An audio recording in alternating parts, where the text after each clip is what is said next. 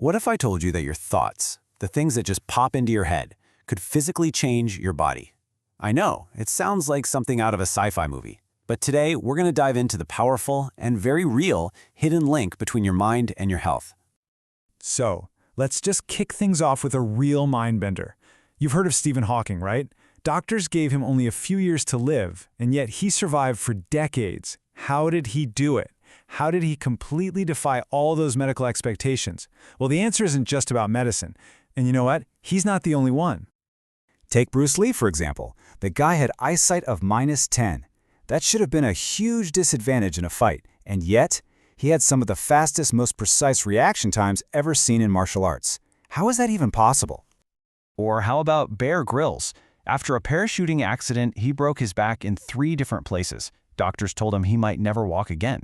But he went on to film that grueling show, Man vs. Wild. Just think about that for a second.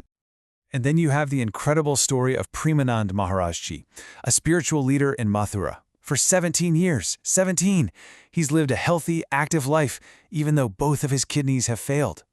So, what is the common thread here? We've got a physicist, a martial artist, an adventurer, and a spiritual leader. They seem totally different. What single force could possibly link all of these amazing feats of human endurance? Well, the secret connecting them all, it doesn't lie in their physical bodies alone. Nope. It's all about the immense, untapped power of their minds. This is what we call the mind-body link. Okay, so this is the crucial point, right here. Your thoughts aren't just these fleeting, abstract things that disappear. They actually have the power to either physically strengthen you, to heal you, or to weaken and harm you. They can literally build you up or break you down.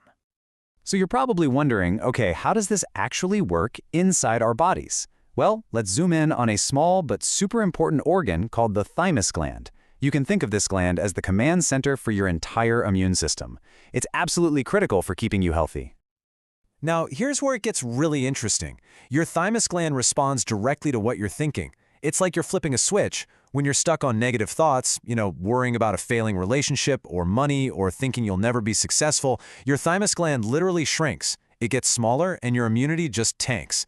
But on the flip side, when you focus on positive things, feeling happy, grateful, focusing on growth, the gland actually expands. It gets bigger and releases all these amazing chemicals that help heal your body.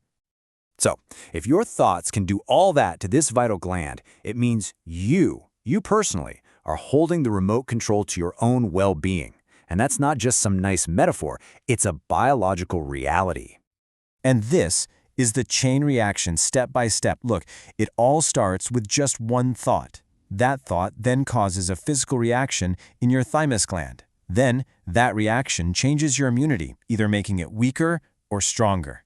And over time, all these daily moments, they all add up, and they directly shape your long-term physical health.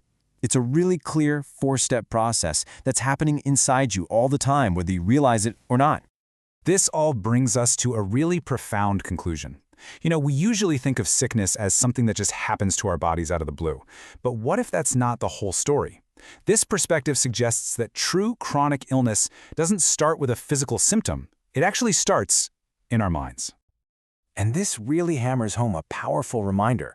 Your mental health and your physical health are not separate things. They're totally connected. It's like the old saying goes, a person who is sick in the mind can never truly be healthy in the body. They're just 2 sides of the very same coin. So we'll end with this one question for you to think about. If your thoughts are the architects of your health, what are you building today? Is it something strong and resilient? Or is it something else? As we've seen, the power to choose is really in your hands. It makes you think, doesn't it?